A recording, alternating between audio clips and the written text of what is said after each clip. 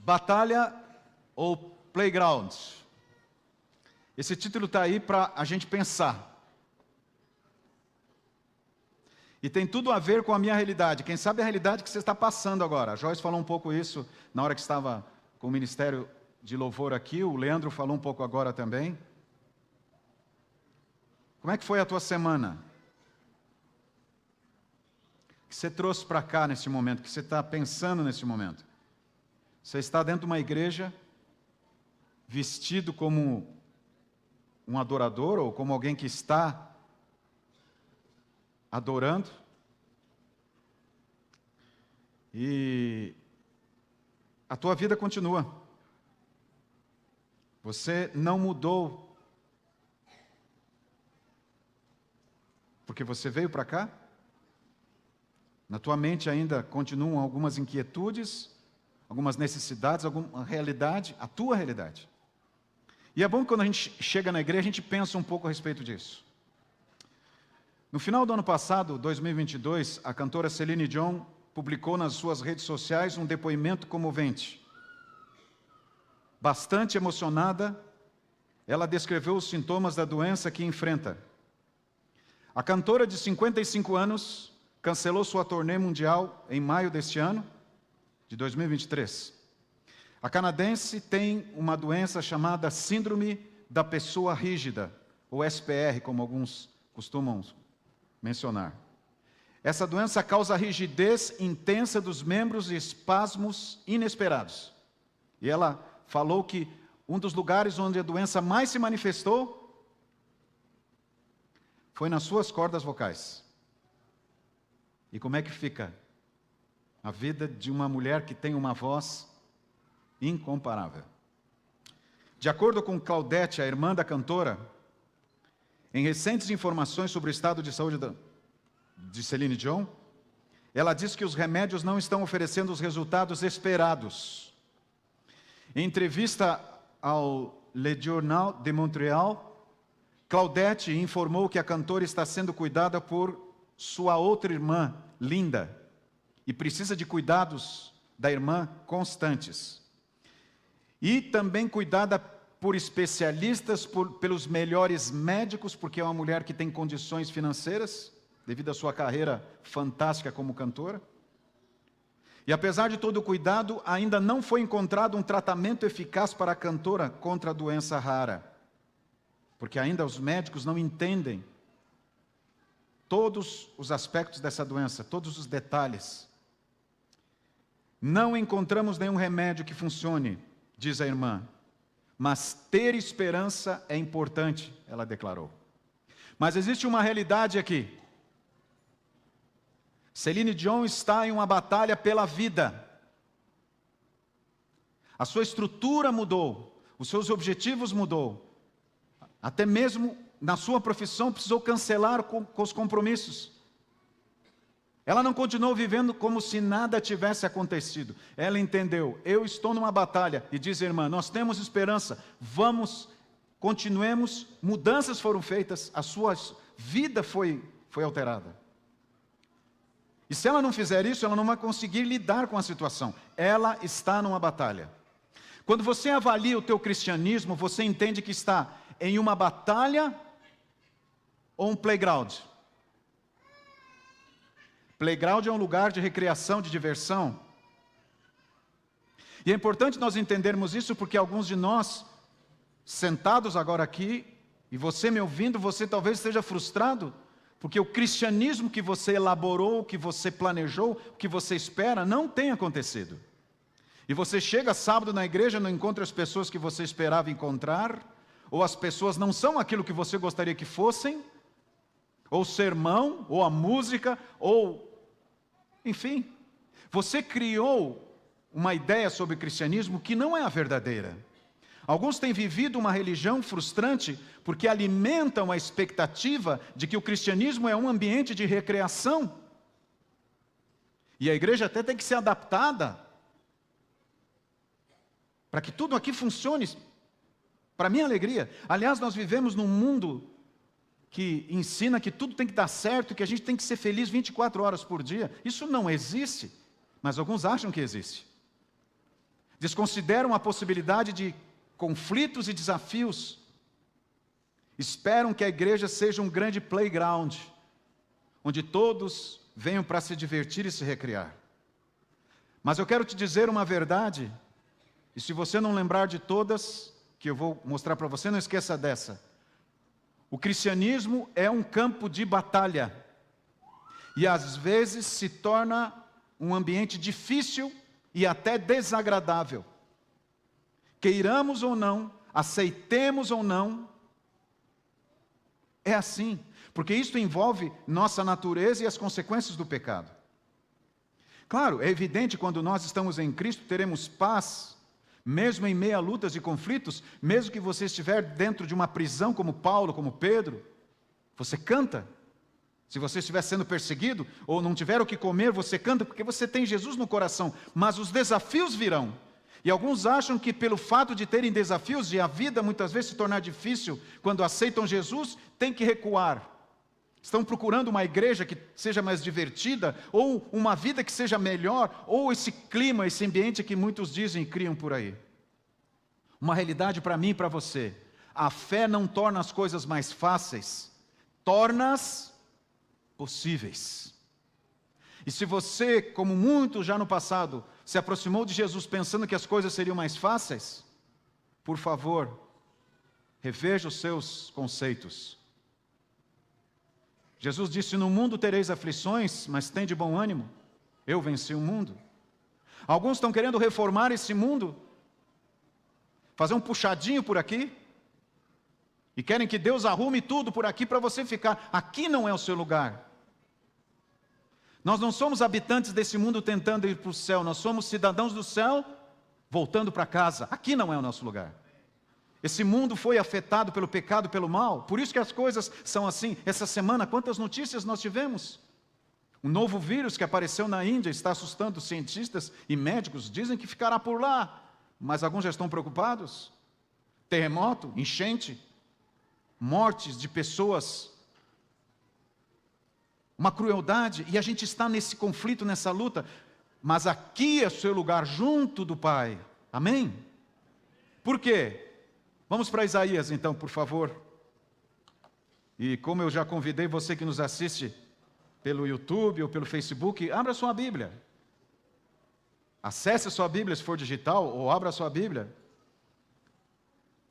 Nós vamos ler alguns textos nessa manhã, se segure aí para a glória de Deus, porque o Senhor tem uma mensagem para você. Vamos lá? Isaías capítulo 6, versos 1 e 2. Olha o que diz a palavra do Senhor. No ano da morte do rei Uzias, eu vi o Senhor assentado sobre um alto e sublime trono, e as abas de suas vestes enchiam o templo. Serafins estavam por cima dele, cada um tinha 6 asas, com 2 cobria o rosto, com 2 cobria os seus pés, e com 2 voava. Que visão! Que privilégio de Isaías! Ele não consegue descrever na linguagem humana o que ele via, mas Deus deu o privilégio para Isaías vê-lo no seu trono. Amém? Aleluia, louvado seja o Senhor. Mas o que Isaías vê é que no trono de Deus existem anjos poderosos.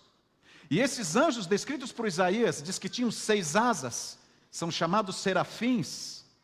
Impressionante, né? Um ser criado dessa maneira. 6 asas. Imagina o poder. E qual é o objetivo desses seres? Avance lá quase para o final da Bíblia. Hebreus capítulo 1, verso 14.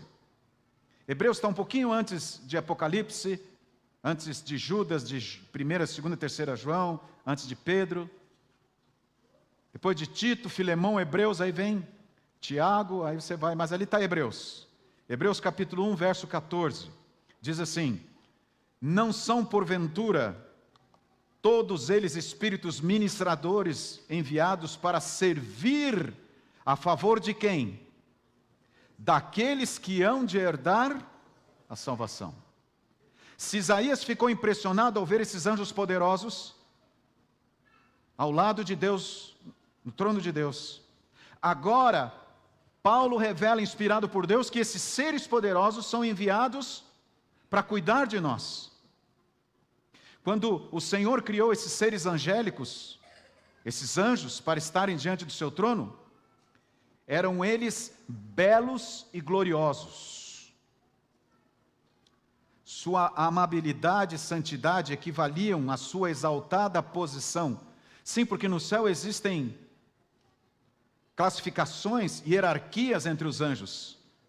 Serafins, querubins, anjos, cada um não com menos valor que o outro, mas cada um com responsabilidades. A sua amabilidade e santidade equivalia à sua exaltada posição. Estavam investidos da sabedoria de Deus e cingidos com a armadura celestial. Mas como é que o pecado então surge se não existia um tentador? Primeira coisa que nós temos que entender, como nós, os anjos, foram criados com livre arbítrio, liberdade de escolha. Alguns dizem assim, como é que pode Deus, sendo Deus, permitir a maldade neste mundo? Isso, queridos, se chama livre arbítrio. Como é que Deus pode dar o livre arbítrio e interferir na decisão das pessoas? Ele pode até orientar, pode até chamar, apelar, mas elas continuam tendo o livre arbítrio. E os anjos também. E como é que surgiu? Isso é o mistério da iniquidade, diz o texto. O pecado é algo misterioso e inexplicável. Não havia razão para a sua existência. Tentar explicá-lo é procurar uma razão para ele, e isso seria justificá-lo. E aí Ellen White diz, o pecado apareceu num universo perfeito, algo que se revelou inexcusável. Não havia lágrimas, não havia dúvida do amor de Deus, não havia dúvida do cuidado de Deus, tudo era perfeito. E aí um ser criado por Deus, e esse ser era o maior de todos os anjos, o maior de todos os seres criados, estava ao lado de Deus, executava o trabalho. Abaixo de Deus era o primeiro em poder, em autoridade, em beleza, em capacidade. Lúcifer. Lúcifer começou a olhar para si e entender e avaliá-lo e pensar que o poder que ele tinha era dele, estava inerente nele, que a glória que ele tinha era inerente dele, que nada tinha a ver com Deus, e começou a pensar que isso significava que ele merecia uma atenção maior. E o orgulho foi se alastrando dentro do coração de Lúcifer, um mistério. Ninguém estava ali para tentá-lo. Ele começou a, durante vários períodos, muito tempo, olhar para si e se sentir desvalorizado. Por quê? Porque ele era alguém. Os anjos o serviam, ele entendia, mas não, os anjos serviam a Deus, os anjos adoravam a Deus, ministrados e orientados por Lúcifer, mas agora ele começou a pensar que era ele o motivo. E Deus então sabia do seu ser e das intenções, e Deus convocou o concílio, primeiro concílio, e chamou todos, e nesse concílio ele exaltou a autoridade de Jesus, a divindade foi revelada de Jesus, do Pai também. Mas Lúcifer tinha no coração uma resistência e não quis aceitar isso. Chamou o segundo concílio. Novamente os anjos vieram e Lúcifer veio. E Deus deu oportunidade de Lúcifer se manifestar. E Lúcifer questionou e Deus na sua bondade explicou, orientou, apelou para Lúcifer. Alguns anjos conversaram com Lúcifer, que trabalhavam com ele. Apelaram para que ele não continuasse nessa direção, mas ele insistiu. Então, houve o terceiro encontro, mas agora foi um encontro diferente. Deus percebeu a determinação de Lúcifer, e diz o texto profético, daria ao rebelde uma chance justa de medir forças com seu próprio filho e os anjos leais. Mas havia algo importante a respeito disso, que estava relacionado com a liberdade de escolha. Diz aqui o texto, nessa batalha, era uma batalha que acontecia ali, cada anjo escolheria por si mesmo de que lado ficar e manifestaria a sua posição diante de todos os demais. Ali estava a oportunidade de cada anjo fazer a sua escolha. Porque Deus não quer ao seu lado pessoas obrigadas, pessoas que não o amem. E nesse momento houve uma batalha, e a batalha entre os anjos são batalhas tão graves e sérias como nós temos hoje aqui na terra. E o que aconteceu, queridos? Concordemente, a palavra eu nunca tinha lido antes, concordemente, Satanás e seu exército lançaram a culpa de sua rebelião inteiramente sobre quem? Sobre quem Satanás culpou a sua rebelião? Colocou a sua culpa. Olha ali o que diz ali. Inteiramente sobre quem? Sobre Cristo. Se nós estamos aqui, Cristo é culpado. Olha só como Satanás é ardiloso e articula as coisas. Jesus não tinha nada a ver com isso, mas ele estava dizendo, é Jesus que é culpado. E agora? Declarando que se eles não houvessem sido acusados, não teriam se rebelado. E o que aconteceu? Vamos lembrar isso em Apocalipse capítulo 12, versos 7 a 9. A palavra de Deus diz aqui: houve peleja no céu, Miguel e os seus anjos, Miguel é Jesus, pelejaram contra o dragão, também pelejaram o dragão e seus anjos. Todavia não prevaleceram, nem mais se achou no céu o lugar deles. E diz aqui João, inspirado por Deus, e foi expulso o grande dragão, a antiga serpente, que se chama quem? Diabo, Satanás, o sedutor de todo o mundo. Sim, foi atirado para a terra e com ele seus anjos. Um ser criado por Deus precisou ser expulso porque não aceitou o governo de Deus. Satanás tremeu ao contemplar sua obra depois da expulsão. Ele viu que estava errado, ele viu que a escolha foi a pior. Achava-se sozinho a meditar sobre o passado e presente e seus planos futuros. Sua poderosa estrutura vacila como que atingida por uma tempestade. Um anjo do céu está passando. Ele o chama e solicita uma entrevista com Cristo. Esta lhe foi concedida. Relatou Satanás então ao Filho de Deus que se arrependera de sua rebelião e desejava readquirir o favor de Deus. Estava disposto a assumir o lugar que Deus previamente lhe designara, submetendo-se a seu sábio comando. Mas, queridos, Cristo chorou diante da desgraça de Satanás, mas fez-lhe ver, comunicando a decisão divina, que ele jamais poderia ser readmitido ao céu. Por quê? As sementes da rebelião ainda se achavam dentro de Satanás. Ele não estava arrependido. Ele estava preocupado com as consequências. Quando Satanás se tornou plenamente convencido de que não havia possibilidade de ser reintegrado ao favor de Deus, manifestou sua malícia com aumentado ódio e fervente veemência.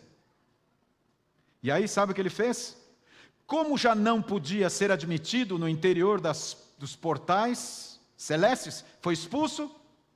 E você sabe que na entrada do céu existe um portal e um anjo, e anjos responsáveis pelo acesso ao céu. Não é um lugar assim, de qualquer jeito. E diz ali: aguardaria junto à entrada para fazer o quê? O que diz ali? Para escarnecer dos anjos e procurar contender com eles, enquanto entravam e saíam. Você percebeu o espírito que Satanás tem? Debochar, escarnecer. Você alguma vez já foi escarnecido por amar Jesus? Por ser leal a Jesus? Isso começou no céu. Os anjos que serviam e ficaram leais a Deus tiveram que enfrentar o deboche de Satanás na porta do céu. Enquanto saíam e entravam para os seus afazeres. O céu não é um lugar monótono, não é um lugar onde todo mundo fica sobre nuvens brancas de branco olhando para o infinito. Todos têm tarefas, e os anjos têm as suas tarefas. Mas Satanás estava ali, para quê? Para dissuadi-los. O conhecimento possuído por Satanás e os que com ele caíram, quanto ao caráter de Deus, de sua bondade, misericórdia, sabedoria, excelente glória, tornou imperdoável a culpa dos rebeldes. Não tinha como ser admitido porque ele havia ido longe demais. Ele sabia muito mais do que eu e você. Agora, queridos, por que eu estou contando isso? Por que nós precisamos entender isso? Porque nós estamos em que situação no cristianismo? No playground ou numa batalha? O que você acha? Nós estamos em uma batalha.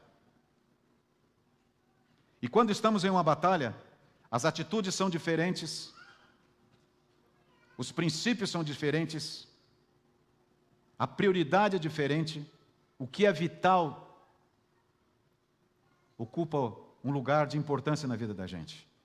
A relação do mundo visível com o invisível, o ministério dos anjos de Deus, a operação dos espíritos maus, acham-se claramente revelados nas Escrituras. E inseparavelmente entretecidos com a história humana. E algo muito importante para você neste momento. Olha para cá para mim. Olha para mim nesse momento. Olha o que diz o Espírito de Profecia. Verdade sobre os anjos na página 11. Se você não leu esse livro, leia. Diz ali: assim o povo de Deus,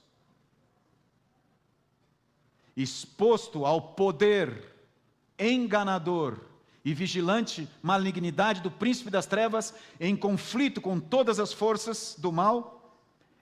O que tem de promessa para a gente, queridos? O que tem de promessa? Diz ali o quê?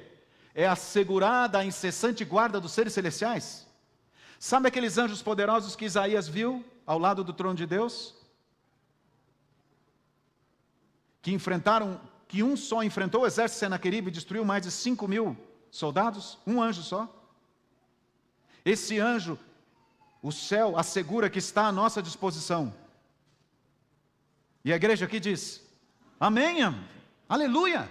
Você não está sozinho. Gente, nós estamos numa batalha, não é contra qualquer poder, são poderes das trevas. Durante esse trimestre a gente está estudando sobre isso.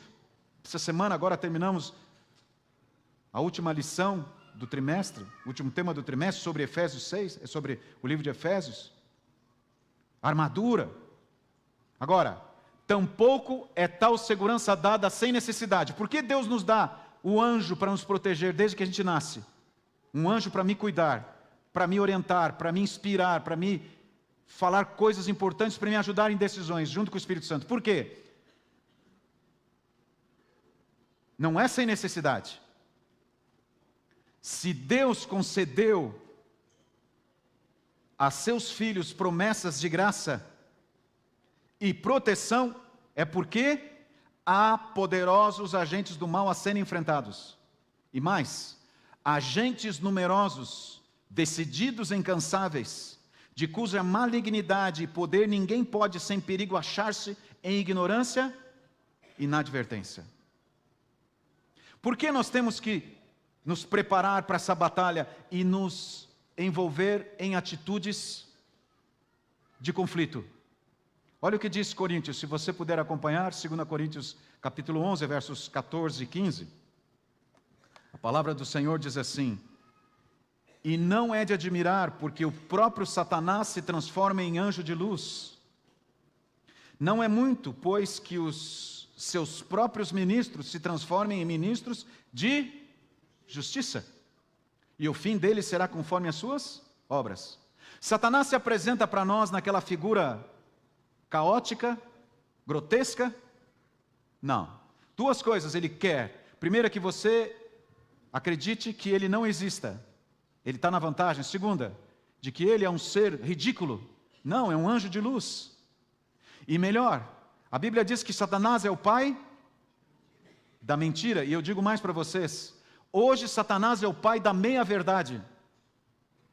Porque tem muitos servindo a Satanás falando coisas bonitas, e até usando a Bíblia para justificar.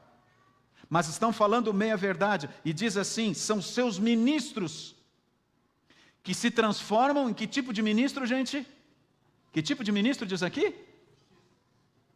Coisa ruim? Parecem ministros de justiça. Parecem pessoas admiráveis. Mas não estão vivendo assim, diz o Senhor. Diz aqui o texto: enquanto estivermos em ignorância no que respeita aos seus ardis, têm eles vantagem quase inconcebível. Por que tem vantagem? Vá comigo para Timóteo, 1 Timóteo capítulo 4, verso 1.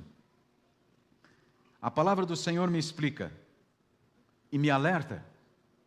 Ora, o Espírito afirma expressamente. O que Paulo está querendo dizer para Timóteo, a declaração do Espírito Santo, é qualquer declaração? É alguma coisa vaga, uma coisa que veio assim, do nada, impulsiva? Não. É fundamentada, é pensada. E o que essa declaração do Espírito expressa? Que nos últimos tempos, alguns apostatarão da fé. E ele não está falando de gente que não conhece, ele está falando do povo de Deus. Por que apostatarão da fé? Por obedecerem a espíritos enganadores e ensinos de demônios. Por quê? Porque Satanás se apresentou a essas pessoas como anjo de luz, mesmo conhecendo a palavra de Deus, mesmo até frequentando a igreja, sentando nos bancos da igreja. Alguns que nasceram em lares cristãos estão sendo enganados por Satanás, com filosofias vãs, com declarações vazias,